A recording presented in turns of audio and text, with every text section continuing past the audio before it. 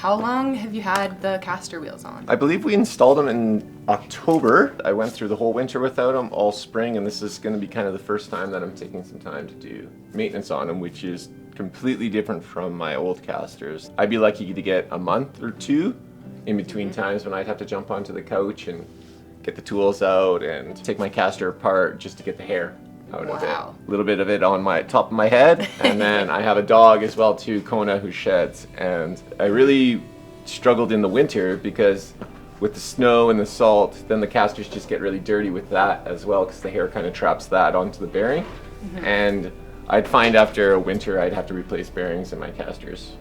Wow, so you've gone from having to service them like every month, having to deal with hair and potentially replacing bearings, and here we are almost a year down the line. We're kind of looking at 8 months for your first service. It's a big change. Yeah, that was one of the big drawing factors to them when I've been fortunate enough to kind of be around as I work here with Bowhead doing assemblies to kind of see the production with them. So I've been super excited, and when we launched them earlier in the year, I was one of the first in line to get them, and I've loved them since then. So yeah, I'm super stoked.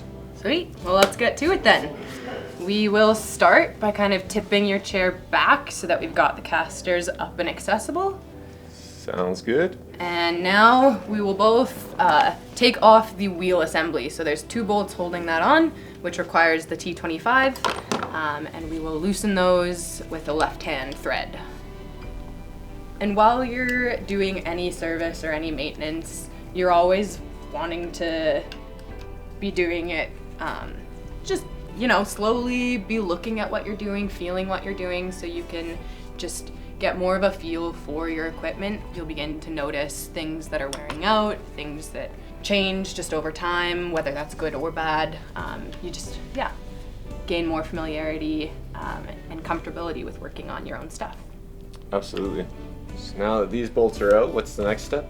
So now you're gonna kind of wiggle that wheel just right off. Oh. Perfect. And now it just makes it that much easier for us to clean all of the components. This is also just a really handy feature of the Sevens, having the wheel separate from the fork. It's really modular, so you can replace just the arm or just the wheel assembly if you get a new chair or if you want to increase the size of your caster. And we have these in different colors, right? Too, if I was wanting to be a little bit more. Yeah, we do. Changing that up as well too? Sweet. Exactly. Change from silver to black for the arm. So the bolts, again, this is just kind of a preliminary inspection, so we're just gonna wanna make sure that the head doesn't have dirt in it, which it doesn't, and that your threads are still looking all good and nothing's kind of getting worn down or stripped looking, because you can always replace bolts, of course. So now we have the wheels, and we're going to want to take off the speed ring. I'll let you do the first one, then I'll follow after that. Perfect. And this one actually, if you just give it a quick tap, you can tell that this one has a little bit of rattle in between the plastic and metal, so it's probably actually already started to loosen slightly. That's something you could check just on your chair. You can always bend down and just give it a quick tap, and then maybe you just want to quickly tighten it a bit or look at a full service. Sweet. And you'll need a 3/4 inch socket as well to go over this tool to loosen. So when removing the speed ring, do you want it on, or is it easier to do it on the caster, or is it easier to do it? It is easier to remove the speed ring on the arm. I kind of got ahead of myself here. So we can quickly just throw 1 bolt back in. Good tip, do that first. And so then as well, using the engraving on the inside of your arm, you're gonna wanna look at the direction that it's telling you to spin, because it's opposite depending on left to right. Oh, okay. Yeah, so you Mine's the righty-tighty. set up your ratchet so that you're loosening in the direction of that arm. Perfect. And this one is quite easy to loosen, but just depending on everybody's wheel, it may be slightly tighter to get off. But as long as you're following the direction on the arm, you're doing it right. It just might take more force. Okay. So now you have like your wheel without that inner rim. Maybe your speed ring comes off. It really kind of just depends which one is more sat on that bearing. So the circle was the way that it turns to loosen or to tighten? To loosen. Oh, okay, so. Exactly.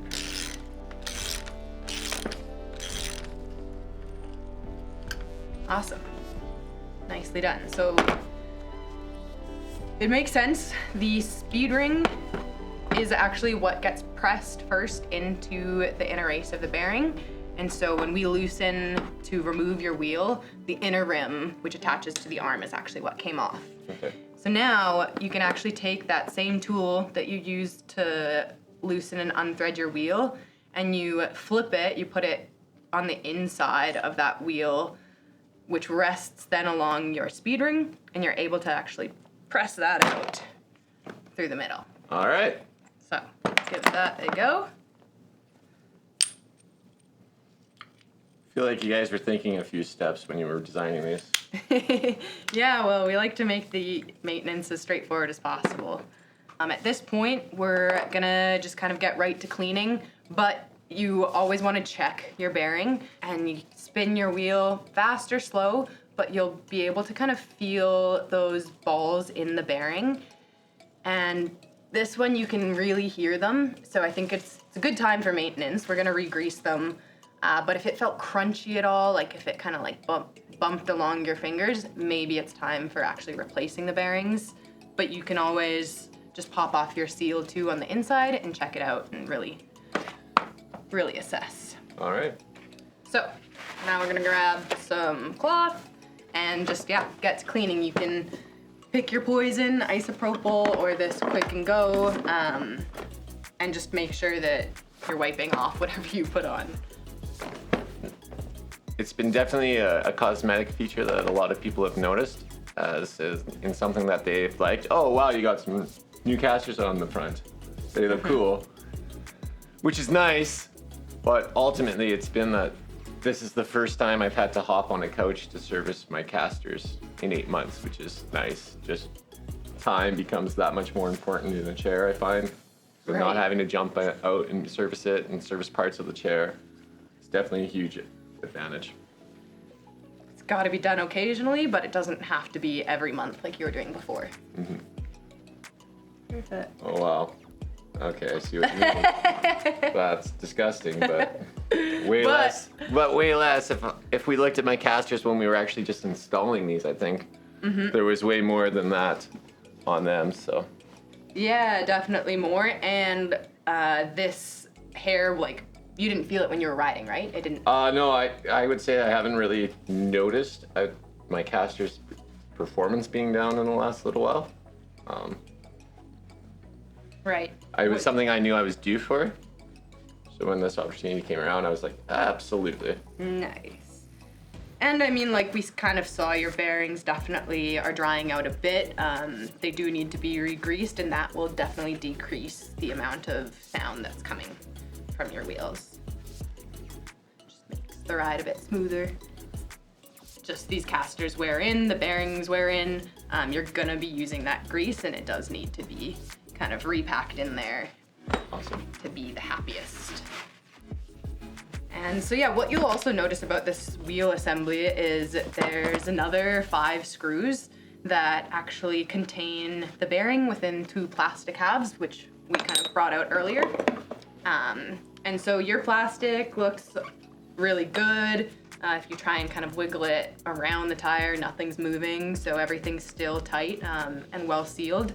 So it doesn't look like you need to replace anything right now.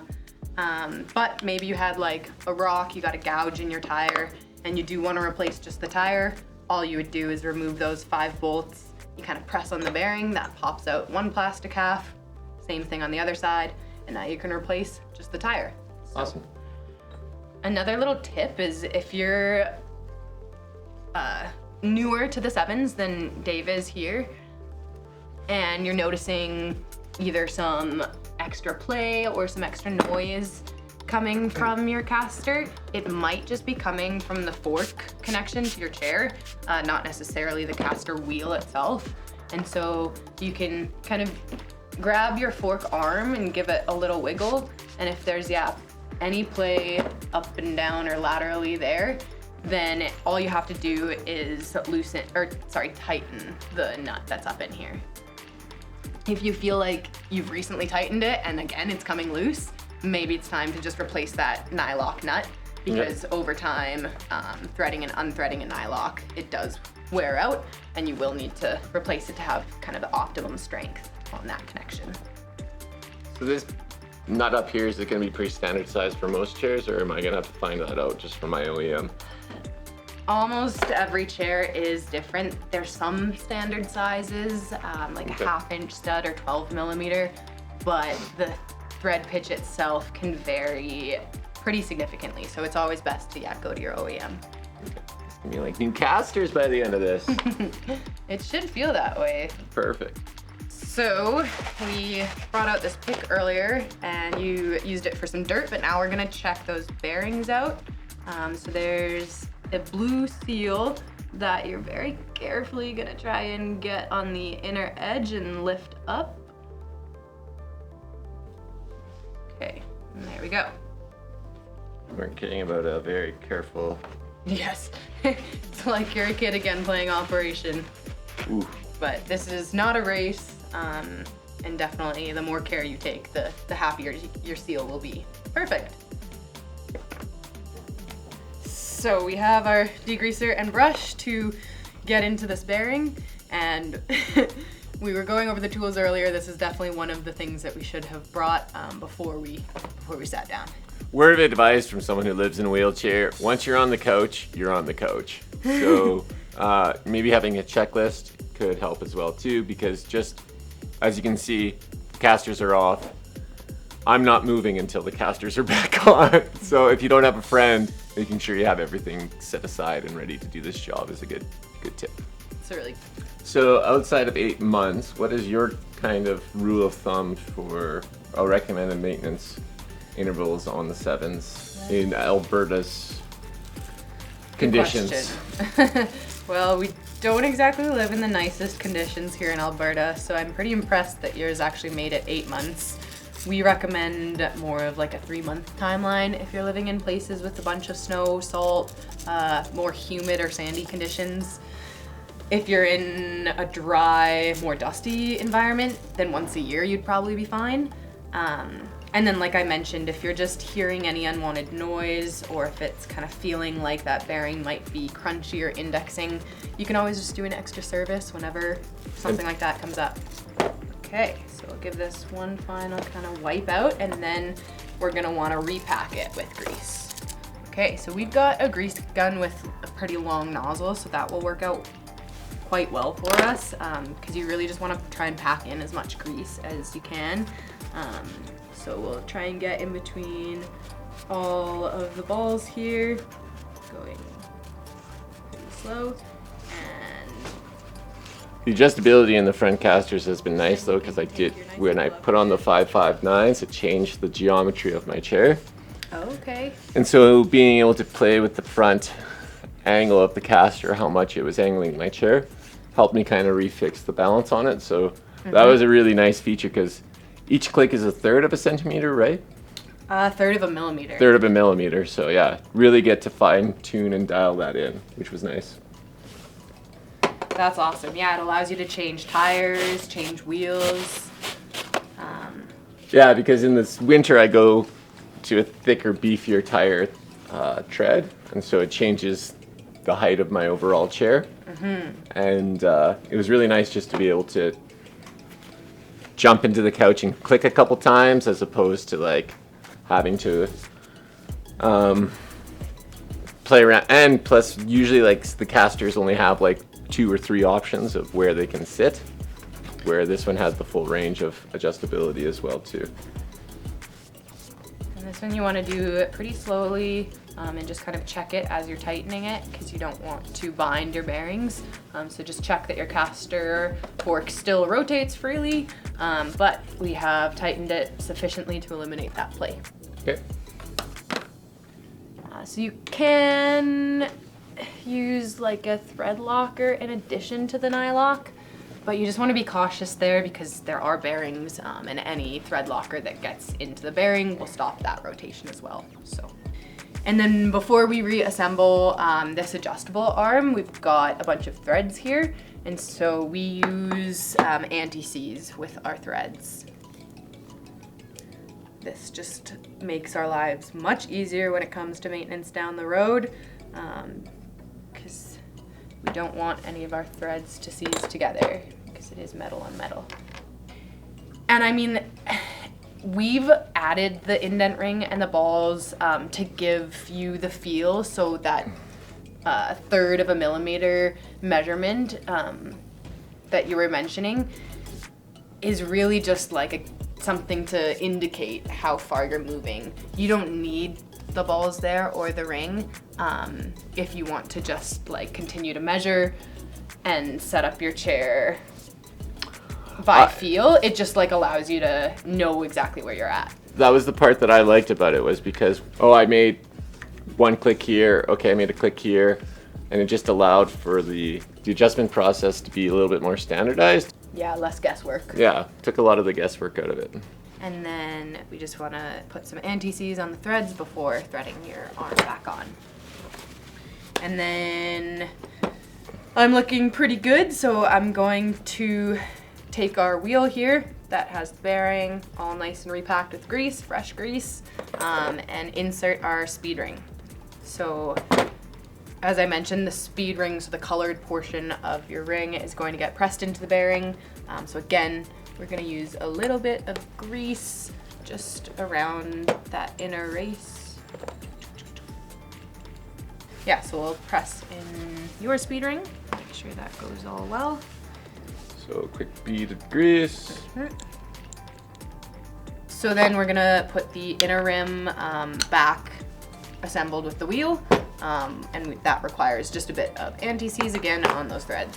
And now, depending on your left versus right wheel, we have that different direction, right hand versus left hand thread, which will eventually be engraved on these components. But for now, just try and spin one way. If it's not going, spin the other.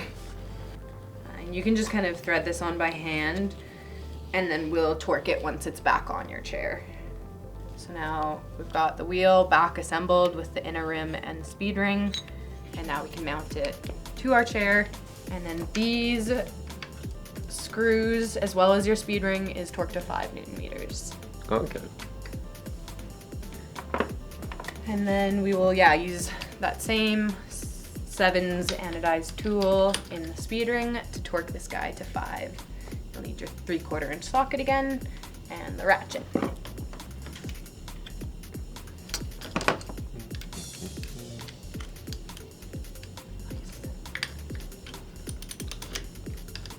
It's nice, the little things that were done to give it a little bit of personalization as well too, with the speed rings, the different bolt selection. I find like they're little things that I like to do with the chair just to kind of make it my own, which is odd. Before I started adding things to the chair, I didn't really have that relationship with it where I wanted to make it my own, but then once we kind of put the 559s, the casters, and even as we look forward to like when we're gonna have our chair out on the market, like it is something that I do appreciate that was put into the thought process of the design, was ways to make it personalized and our own. So that was a nice feature. Well, we're glad that you like it, because we know that everybody is different and you don't necessarily all want the same colored chair. So glad that it's useful. Yeah, as that grease kind of works its way into place, it'll really start to quiet up and just start to feel like it's a brand new self again. Awesome.